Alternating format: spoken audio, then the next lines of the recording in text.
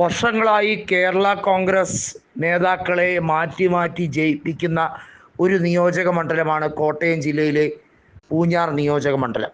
അവിടെ PC George 3 പതിറ്റാണ്ടിലേറെക്കാലം MLA ആയിരുന്ന വ്യക്തിയാണ്. 32 കൊല്ലത്തോളം കാലം അവിടെ KM ജോർജ് അടക്കമുള്ള കേരള കോൺഗ്രസിൻ്റെ സ്ഥാപക നേതാക്കൾ പലരും ജനപ്രതിനിധികളായിട്ടുള്ള നിയോജക മണ്ഡലമാണ്. ഏകദേശം 78,000-ഓളം ഹിന്ദു വിഭാഗം വോട്ടുകളും അതുപോലെ തന്നെ 58,000-ൽ കുറയാത്ത ക്രിസ്ത്യൻ വോട്ടുകളും 35,000-ന് മേളിലുള്ള മുസ്ലിം വോട്ടുകളും ഉള്ള മണ്ഡലമാണ് പൂഞ്ഞാർ. നമുക്കറിയാം PC ജോർജിന് ഏറ്റവും കൂടുതൽ തിരിച്ചടി കഴിഞ്ഞ നിയമസഭയിൽ ലഭിച്ചത് പൂഞ്ഞാറിലെ ഈരാറ്റുപേട്ട നഗരസഭയിൽ നിന്നാണ്.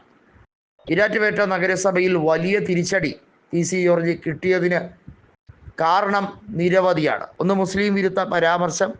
മറ്റൊന്ന്, വലിയ തോതിൽ സംഘപരിവാർ രാഷ്ട്രീയത്തിന് കുഴലൂതുന്ന സമീപനം. അദ്ദേഹം BJPയിൽ പോകും മുമ്പ് തന്നെ UDFിൽ ഇരുന്നപ്പോഴും സംഘപരിവാറിന് എല്ലാ രീതിയിലും പിന്തുണ പ്രഖ്യാപിച്ച വ്യക്തിയാണ്.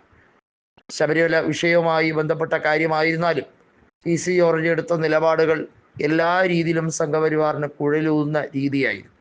ഏതായാലും ഇപ്പോൾ ഏറ്റവും ഒടുവിൽ അവിടെ കോൺഗ്രസ് സ്ഥാനാർത്ഥിയാകാൻ ഒരുങ്ങുകയാണ് സെബാസ്റ്റ്യൻ കുളത്തുങ്കൽ എന്ന നിലവിലെ MLA. അദ്ദേഹം ഇടതുപക്ഷവുമായി സഹകരിക്കുന്നത് അവസാനിപ്പിക്കുകയാണ്. അതായത് കൃത്യമായി പറഞ്ഞാൽ ജോസ് കെ മാണി അല്ല തൻ്റെ നേതാവ് എന്ന് ഉറക്കെ വിളിച്ചു പറയുകയാണ് കുളത്തുങ്കൽ. UDFിലേക്ക് പോകണം എന്നുള്ളത് അദ്ദേഹത്തിൻ്റെ ഏറ്റവും വലിയ ആഗ്രഹമായി നിൽക്കുകയാണ്.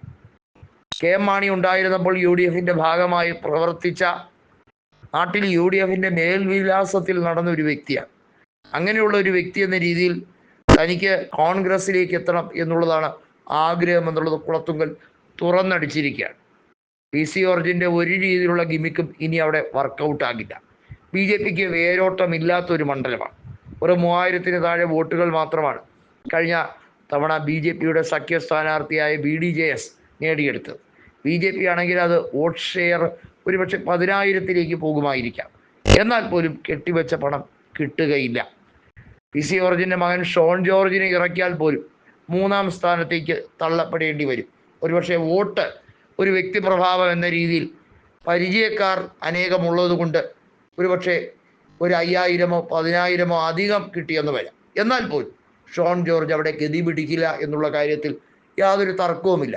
ആ രീതിയിലേക്കാണ് കാര്യങ്ങൾ ഇപ്പോൾ കിടക്കുന്നത്. എന്തായാലും PC ജോർജിൻ്റെ മകനെ ഇറക്കാൻ വേണ്ടി BJP ശ്രമിക്കുമ്പോൾ സെബാസ്റ്റ്യൻ കുളത്തുങ്കൽ എന്ന നിലവിലെ സിറ്റിംഗ് MLA തന്നെ രണ്ടും കൽപ്പിച്ച് അവിടെ കോൺഗ്രസ് സ്ഥാനാർത്ഥിയാകാൻ കൃത്യമായും KPCCയുടെ അനുവാദം തേടിയിരിക്കുകയാണ്.